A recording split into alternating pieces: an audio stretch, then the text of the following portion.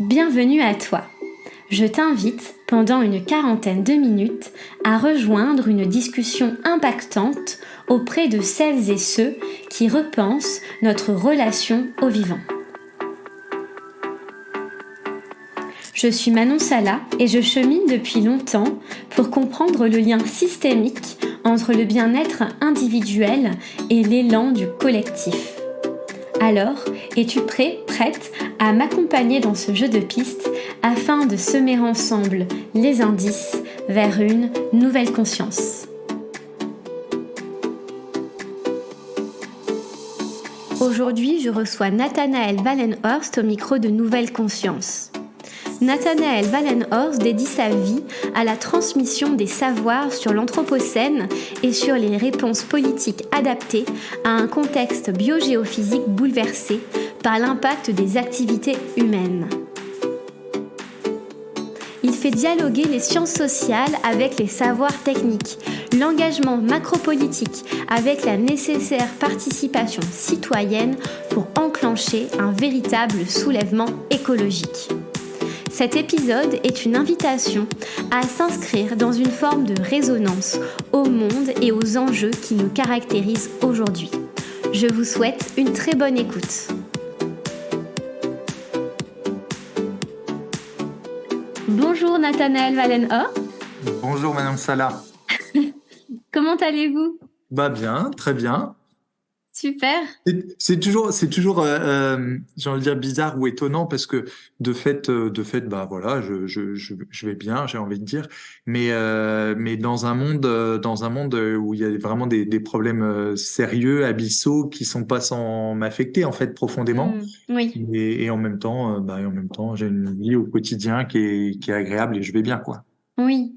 Est-ce que vous sentez que le fait d'être dans l'action, notamment par vos recherches, vos réflexions et vos transmissions, ça vous permet d'aller bien aussi?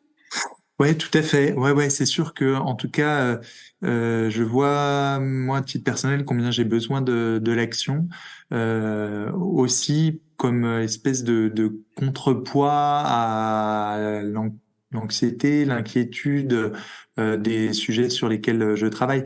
Et en fait, quand on cause comme ça, entre collègues qui travaillent un peu sur le même type d'objet de recherche souvent on se dit bon alors comment ça va, comment tu fais pour tenir Oui. souvent c'est l'action collective en fait qui maintient en vie, alerte, qui nous permet à chacun d'essayer d'avoir une prise entre guillemets à la hauteur des enjeux. On l'est jamais suffisamment, mais Oui. Oui, je comprends. Mais justement, on va aborder ces sujets-là aujourd'hui.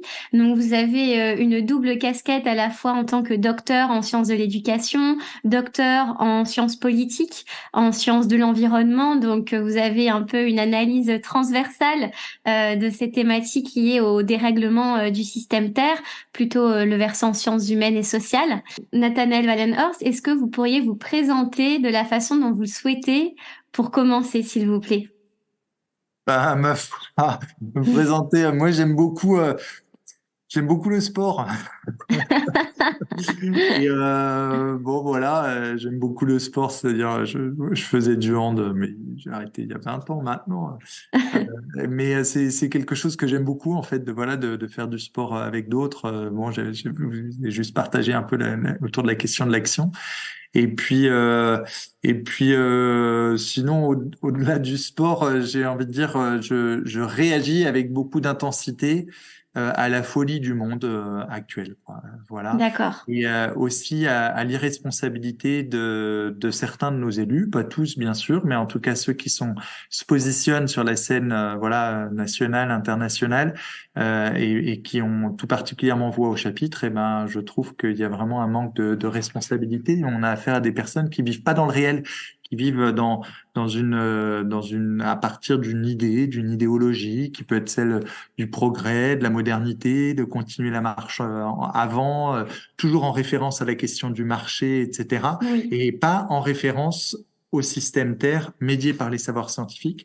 Et ça, de fait, ça me fait vraiment réagir en fait de voir de voir un système en fait capitaliste néolibéral qui est devenu fou et puis qui a embarqué voilà dans sa folie des relais qui sont nos relais nos responsables politiques qui n'arrivent pas à se situer de façon responsable et qui n'arrivent pas à positionner aussi les savoirs en fait au cœur de leur discours quoi. Voilà. Oui. Et puis sinon, bah, dans le concret, au quotidien, bah, ouais, je suis enseignant-chercheur. Voilà. Oui. Et justement, comment l'enseignement, à la fois sous le prisme des sciences politiques et des sciences de l'éducation, vous permet d'appréhender, d'étudier, de transmettre autour de ces sujets liés aux grands dérèglements et aux mutations que nous connaissons partout dans le monde? Et ben, ce que je peux dire, c'est que je suis de plus en plus marqué quand même de constater combien alors les étudiants avec lesquels je travaille tout particulièrement, c'est des étudiants qui viennent en sciences de l'éducation. Donc, c'est pas des étudiants, on va dire très politisés, comme en sciences politiques, etc. C'est pas d'abord des étudiants qui sont intéressés par la conduite des affaires du monde, mais qui sont plutôt intéressés par la relation, l'accompagnement, le déploiement et le développement, etc. Et puis par l'enfance aussi. Oui. Voilà. Mais en tout cas, ces étudiants-là, dans les grandes lignes, en fait, sont très peu conscients de la situation, j'ai envie de dire, biogéophysique et sociopolitique contemporaine. C'est-à-dire, ils n'ont pas les rudiments, le b.a.-ba qui permet de comprendre l'existence aujourd'hui. Pour moi, c'est, je veux dire, le b.a.-ba de compréhension de l'existence humaine. Pour moi, il se situe à l'articulation d'une compréhension du système climatique, d'une compréhension des écosystèmes de la biosphère, puis d'une compréhension vraiment de la dynamique propre à nos sociétés. Et en fait, les systèmes climatiques, ben, ils s'emballent, les écosystèmes de la biosphère, ils s'effondrent, et puis nos sociétés accélèrent. Et ça, c'est une lecture que les étudiants, dont je constate que les étudiants, en fait, ont très très peu. Et quand on aborde ces questions-là, assez rapidement, en fait, ils captent ou ils enregistrent ces données-là à partir de ce que eux ont compris de l'écologie. C'est à un moment donné, ils vont mettre les choses dans une case. À un moment donné, ah ben ça c'est de l'écologie ou c'est du développement durable. Et l'écologie ou le développement durable, c'est pas d'abord une compréhension scientifique du système Terre, mais c'est d'abord des gestes qu'ils ont intégrés. Le Hmm. geste d'éteindre la lumière en sortant, le geste de mettre ses papiers dans la bonne poubelle, le geste, voilà, ce type de geste-là. Et c'est des gestes en fait qui sont pas reliés aux conditions bioclimatiques d'existence. C'est-à-dire en fait ils n'ont pas conscience que ce qui est en jeu en ce moment au niveau du système Terre, c'est ce qui permet ou pas la vie humaine en société. Hmm. Et, et ça c'est impressionnant. Et voilà. Et globalement avec c'est les espèces d'éco-gestes qui ont été transmis et qui font qu'à travers ces éco-gestes, en fait, ce qu'on apprend, c'est l'importance du recyclage, mais on n'apprend pas l'importance de ne pas produire le déchet et donc du coup de sortir à un moment donné des logiques consuméristes dans lesquelles on est, quoi. Hmm. Et je constate que ces éléments-là, ils les ont assez peu en tête et à l'esprit, quand bien même ils se présentent comme la génération développement durable. Hein, Oui, d'accord. Et d'après vous, d'où vient cette culture commune autour des éco-gestes et uniquement finalement aux résultats de la pollution, de la production? Pourquoi on n'arrive pas à conscientiser toute la chaîne ouais. justement de causalité entre ces différents phénomènes? Pourquoi ils sont uniquement à la conséquence finalement de ces phénomènes? Dans les grandes lignes de ce que je peux observer, alors de loin, il faudrait regarder les choses de plus près, et puis si on les regardait de plus près, on verrait d'autres choses, à mon avis. On verrait d'autres choses, enfin, on verrait d'autres choses, notamment autour de l'engagement singulier d'enseignants qui transmettent des savoirs qui sont pas uniquement ceux des programmes. Mais globalement, ce qu'on peut dire, c'est que les programmes ne se positionnent pas comme en rupture avec le système capitaliste néolibéral contemporain, c'est-à-dire un capitalisme rentier et spéculatif. Et globalement, ils ouvrent peu les yeux sur la composante vraiment destructrice et meurtrière en fait du système dans lequel on est. Meurtrière tout simplement parce que ça scie avec détermination la branche sur laquelle on est assis, mais aussi la branche de laquelle on reçoit la vie. Et ça, c'est pas, je veux dire, c'est pas un objectif pédagogique de l'école républicaine en ce moment, quoi. C'est le moins qu'on puisse dire. Si on prend juste un exemple comme ça, dans le sujet de baccalauréat au bac, donc en 2022, pour le parcours de spécialité histoire, géographie, géopolitique et sciences politiques, il y avait le sujet d'examen. À l'aide d'un exemple, vous montrerez la façon dont l'innovation peut repousser les limites écologiques de la croissance. Mm. En 2023, il y a eu un effort qui a été fait. En fait, ça a fait réagir un peu ce sujet. Je peux le redire, hein. À l'aide d'un exemple, vous montrerez la façon dont l'innovation peut repousser les limites écologiques de la croissance. Et en fait, ça, alors c'est spécifique, j'ai envie de dire, à l'économie. L'économie qui pense régulièrement quand même, hein, par deux, trois personnes, hein, mais sans prise de terre. C'est-à-dire, en fait, c'est à un moment donné, c'est des modélisations qui tournent en boucle, mais Oui, qui ne procèdent pas d'une analyse biogéophysique. Et donc, du coup, en fait, c'est tout simplement un délire, en fait. Hein. C'est obscurantiste. C'est-à-dire, ça ne prend pas acte des savoirs scientifiques. Et ça déploie un discours qui se veut par ailleurs, qui se veut scientifique, quoi. Euh, et donc, bon, bah là, vraiment, là, on n'y est pas du tout, quoi. oui.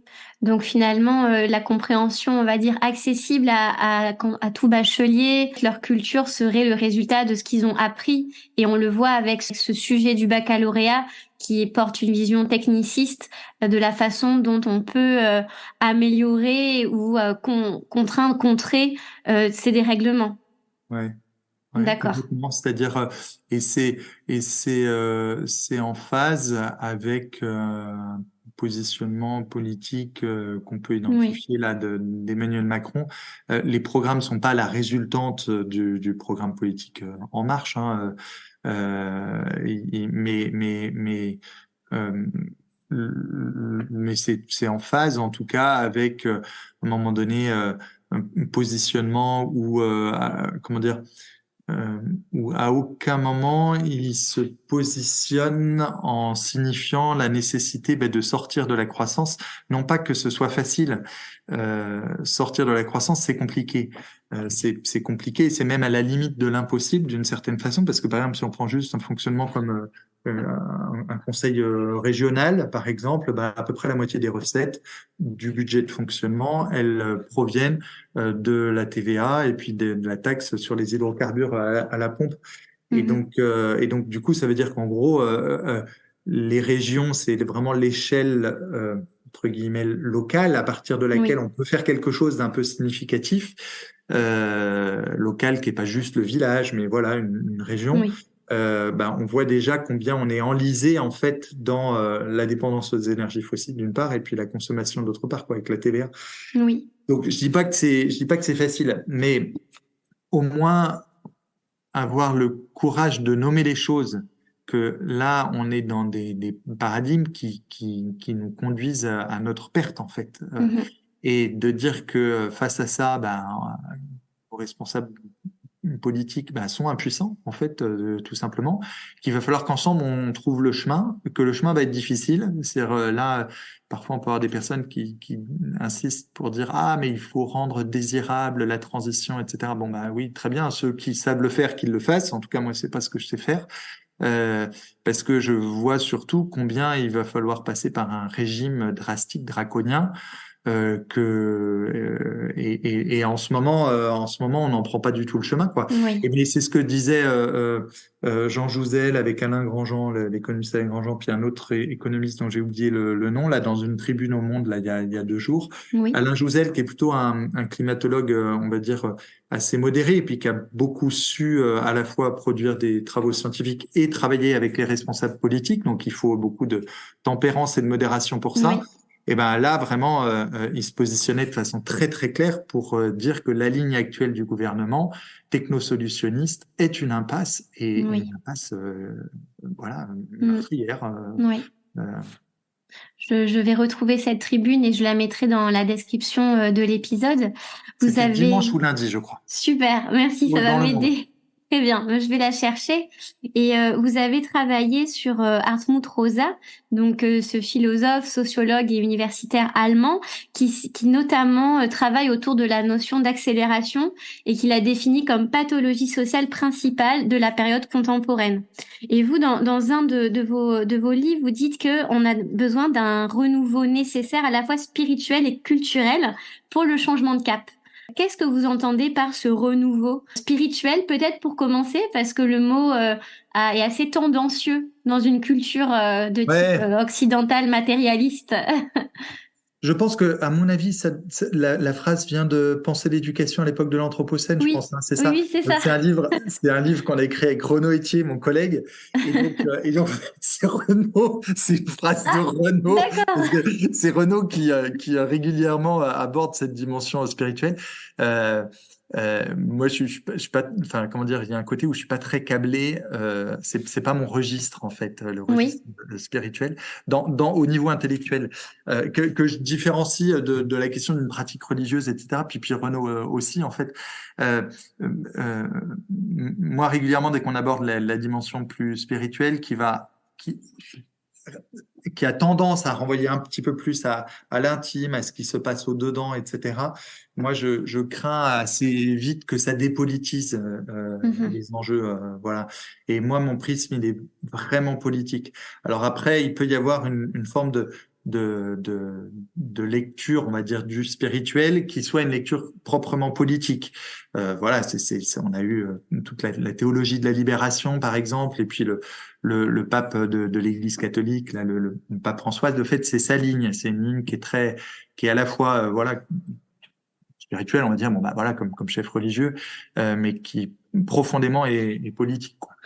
Euh, donc moi, je saurais pas vraiment bien répondre à cette question-là, enfin, ou en tout cas, si je peux en dire quelque chose, mais l'enjeu derrière une phrase comme ça, donc que je signe avec Renaud, hein, c'est Renaud qui l'a écrite, c'est qu'on puisse profondément changer notre rapport au monde.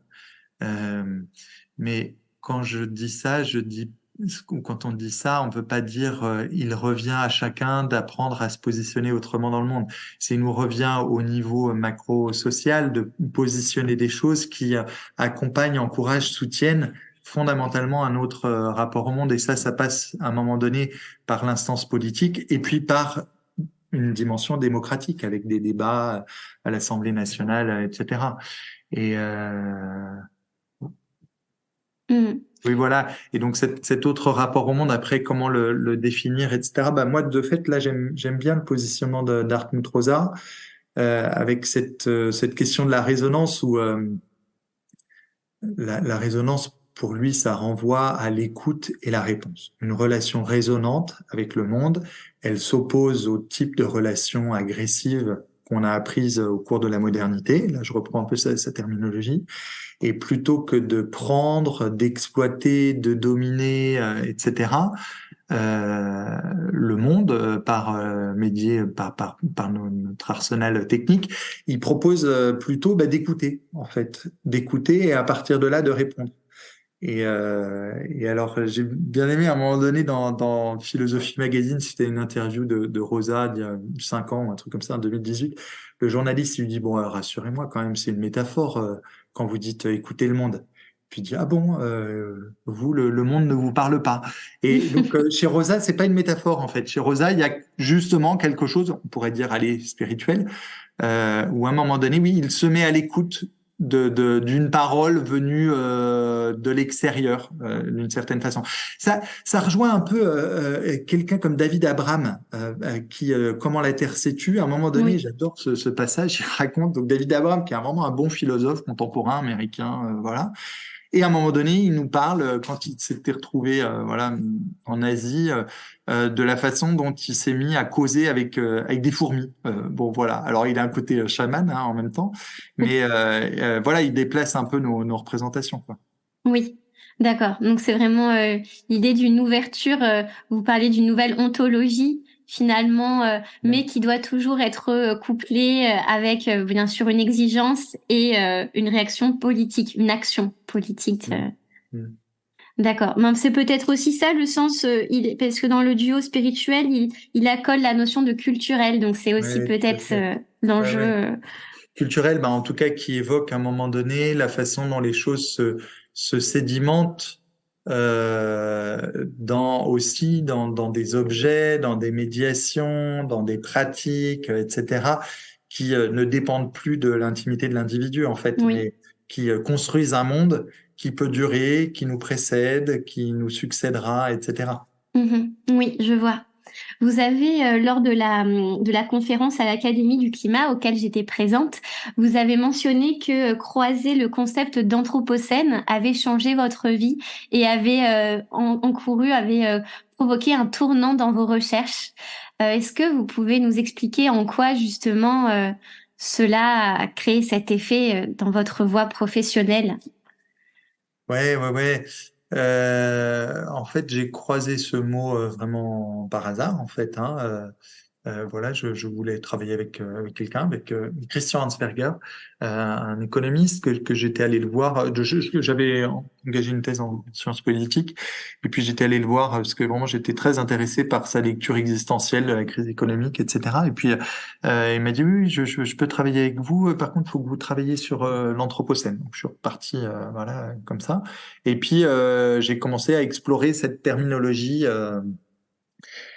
Et donc en allant sur la page Wikipédia dans un premier temps, puis en lisant quelques articles scientifiques, puis quelques dizaines, puis des centaines, puis à un moment donné vraiment ça m'a embarqué en fait. Ça m'a embarqué parce que j'ai découvert des savoirs dont j'ignorais l'existence, et puis j'ai découvert des logiques paradigmatiques qui étaient complètement différentes. C'est-à-dire j'ai découvert que les savoirs étaient organisés, articulés autour d'une logique qui est celle de la rupture. Demain n'est pas dans le prolongement d'aujourd'hui. Des ruptures brusques et irréversibles sont possiblement devant nous. Et qui est une logique complètement différente de la logique continuiste continuiste, linéaire, qui donne son sens au corpus des savoirs scolaires. Et ça m'a marqué parce qu'en fait, tout chez moi était formé, façonné autour d'une logique de demain et dans le prolongement d'aujourd'hui, aujourd'hui et dans le prolongement d'hier. Et j'ai envie de dire, mais si j'exagère un petit peu, mais chaque cellule de notre corps a appris cette logique-là. Et c'est pour ça que le paradigme aussi de la croissance, il s'encastre tellement bien parce qu'on est préparé, on est façonné par l'école autour de cette logique continuiste et linéaire. Et l'anthropocène amène autre chose. Voilà. Là, il amène une rupture qui est radicale. Euh, et à partir de là, bah oui, j'ai compris ou découvert, enfin je vous parle là de mon expérience, c'est l'expérience de plein de personnes en fait, que bah, le monde que je foule de mes pieds n'est pas stable, durable, permanent, Oui. qu'il est particulièrement fragile, euh, et puis que tout un tas de choses, j'ai envie de dire, auxquelles je peux être attaché dans le monde, bah, finalement sont peut-être très éphémères. Et puis, ce que ça m'a permis aussi de comprendre, c'est qu'il y a 1000 fils qui relie l'existence en tant que vie humaine en société au système Terre. Il y a des ensembles de systèmes Terre. La vie humaine en société, elle est tributaire des glaciers. La vie humaine en société elle est tributaire de la grande barrière de corail. La vie humaine en société est tributaire des grands ensembles forestiers du Nord, etc. Des forêts tropicales, de l'ampleur de la biodiversité, etc. Et en fait, ça, bah, en fait, enfin, en tout cas, je ne le savais pas. Voilà, je l'ai appris, j'ai découvert, mais ça, de fait, c'est très peu transmis en fait à Oui. l'école. Alors, il s'agit pas non plus de transmettre cette fragilité-là dès le plus jeune âge. Non, il faut d'abord être, euh, j'ai envie de dire, établi un peu psychiquement. On va pas commencer à parler à des enfants de 5 ans, 8 ans, 10 ans. Ah bah tu sais, Oui. machin, tout peut s'effondrer, etc. Non, ce Oui. serait pas adapté.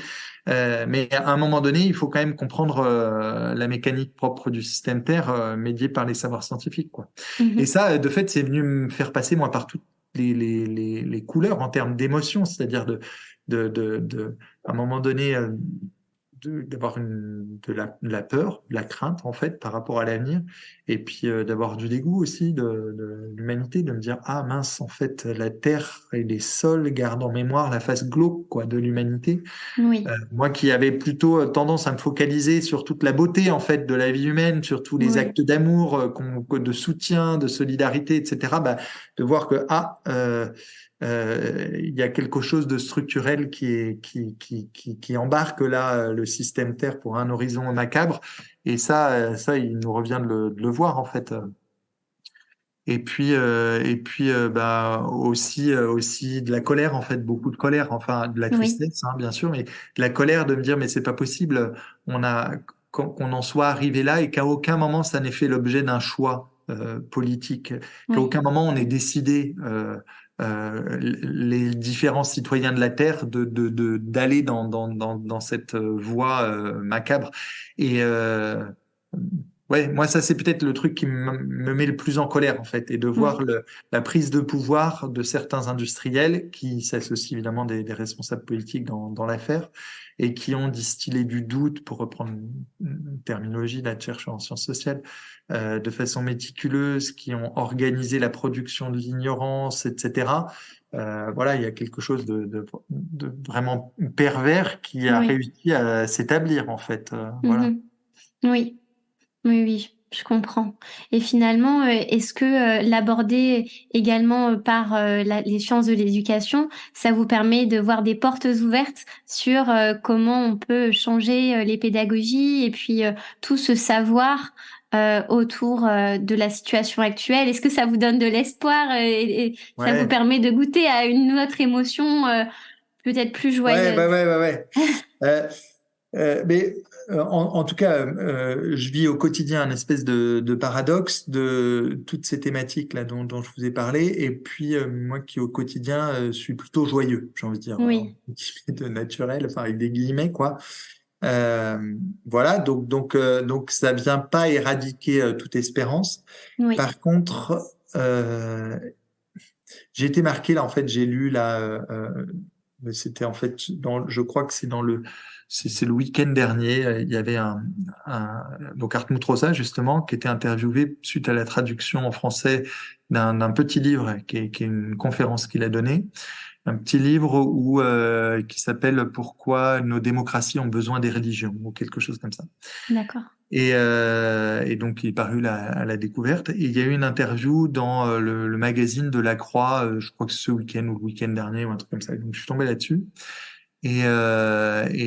L'interview est bien faite de Rosa, qui est vraiment vraiment un penseur très perspicace en fait du temps présent. Et à la fin, le journaliste lui dit, bon alors, donnez-nous quelques raisons d'espérer quand même. oui, Là, Rosa, il dit, bah écoutez, quand j'ai engagé mon travail il y a une quinzaine d'années, dans l'identification de toute la composante un peu morbide de nos sociétés autour de l'accélération, hein, parce que fondamentalement, c'est ça qui pointe du doigt, hein, c'est oui, quelque chose de très, très morbide.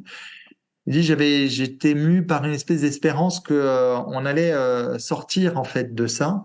Et là, voyant combien on est en train de passer la seconde dans ces logiques-là, meurtrières et néfastes, il dit, là, oui, sur la question de l'espoir, de l'espérance et tout, je sèche un peu, quoi. En gros, je sais pas exactement ce que d'accord, je disais, mais et je me suis dit, waouh, merde. ouais. Si Rosa, là, qui pourtant avec résonance frappe assez fort en termes Oui, euh, d'une pensée politique, mais qui est pétrie, on va dire, d'une espèce d'espoir ou de quelque chose comme ça. En tout cas, il y a quelque chose, on va dire, de positif. Un changement est possible, en tout cas, à travers dans son livre La Résonance.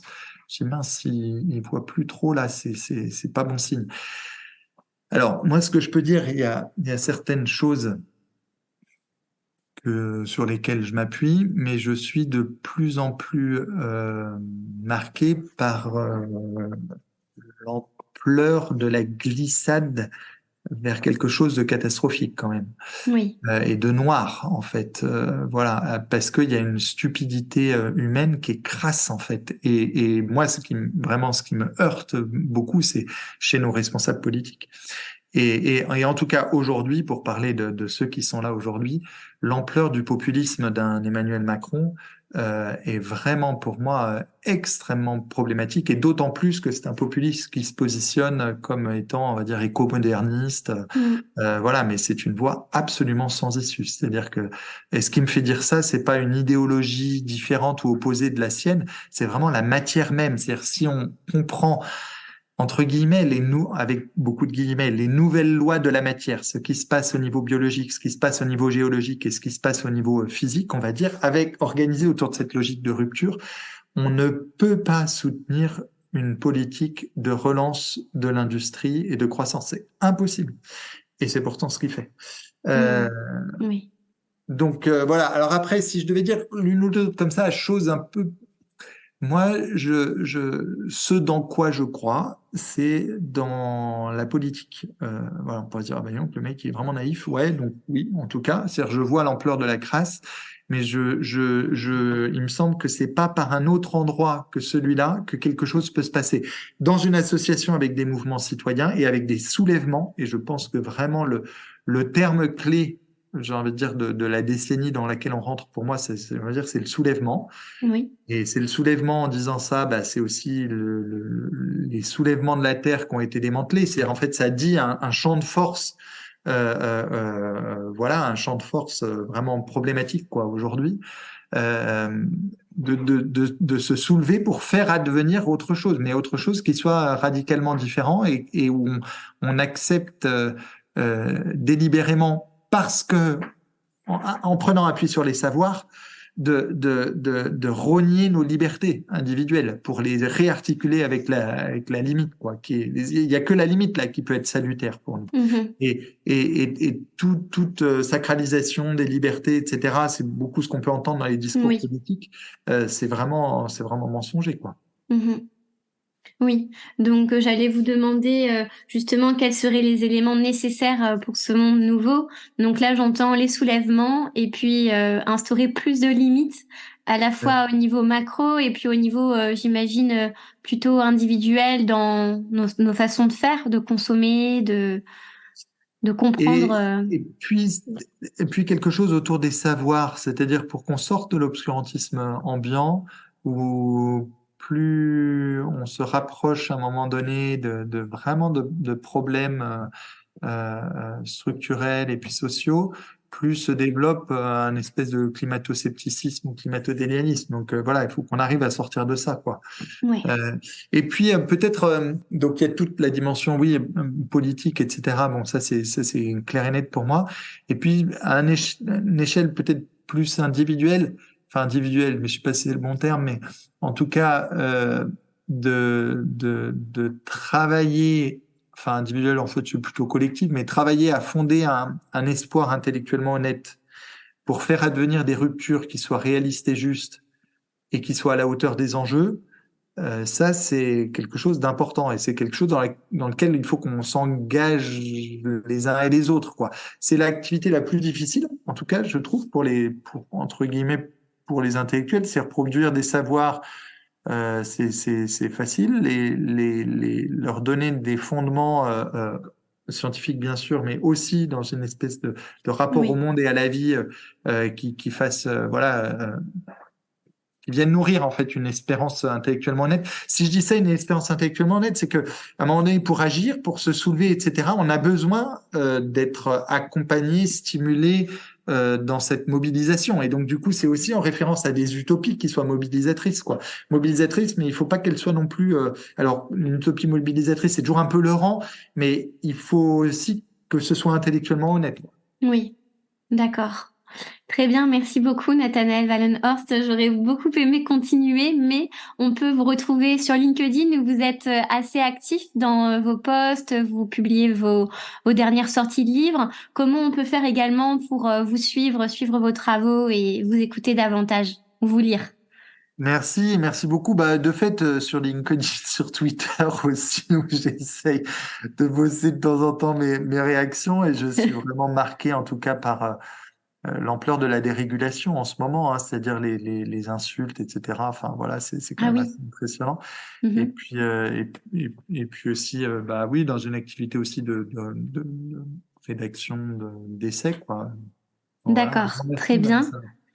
Peut-être avant que nous nous quittions, est-ce que vous pourriez me répondre à la dernière question du podcast qui est celle pour vous d'une nouvelle conscience? C'est le nom du podcast. Ça fait le lien avec ce que vous disiez avant, finalement. Mais si vous voulez ajouter d'autres choses, c'est volontiers. Pour moi, comment faire émerger une nouvelle conscience qui soit à la hauteur des enjeux, je dirais cette espèce de prise de conscience de tous ces fils, les 1000 fils qui relient notre vie, mais en tant que c'est de la vie humaine en société, à des éléments du système Terre. Et ensuite, pour préserver ça, parce que ces fils, à chaque fois, ils sont fragiles, ce qui importe évidemment, ça va être l'engagement et l'activité de chacun, mais fondamentalement, c'est de fonder ça dans des structures politiques, démocratiques, dans nos constitutions, dans nos arsenals législatifs, pour que ensemble, on soit les gardiens de ces fils qui permettent la vie, quoi, qui permettent la vie humaine en société. Super, merci beaucoup. Avant de vous quitter, j'ai une bonne nouvelle à vous annoncer. Je vais publier mon premier livre et pour cela, j'ai besoin de vous. Afin de financer les illustrations qui accompagneront l'ouvrage, ainsi que les frais d'édition et de promotion, je vous invite à participer à la plateforme de financement Ulule dans le lien mentionné dans la description de l'épisode. Nous avons déjà atteint plus de 60% de l'objectif et c'est grâce à vous. N'hésitez pas à partager l'initiative et à contribuer à hauteur de votre choix. Plusieurs contreparties vous seront proposées en fonction de votre contribution. En attendant, vous pouvez retrouver toute l'actualité du podcast sur son compte Instagram, Nouvelle Conscience, ou bien sur le site internet dédié. Nous avons moins de 20 jours pour y arriver. Je compte sur vous. À la semaine prochaine!